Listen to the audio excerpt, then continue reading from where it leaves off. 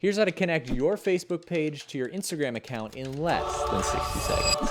Firstly, log into Facebook and go to the desired Facebook page you want to link. From there, go to Settings and Privacy, Settings, and scroll down until you see Linked Accounts. Click on Linked Accounts and select Instagram from the top of the options. Then it'll ask you to connect accounts, hit Continue, and then enter your Instagram login as you would normally.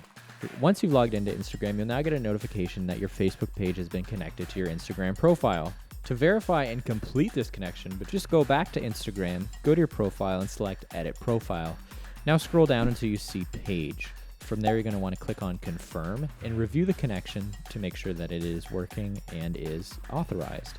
At this point, you're going to want to hit Confirm Connection, and Instagram will complete the connection between your Facebook page and your Instagram profile. You'll get a notification that you've connected your Instagram profile to your Facebook page. And there you have it. That's how it's done. That's how you connect your Facebook page to your Instagram profile in less than 60 seconds.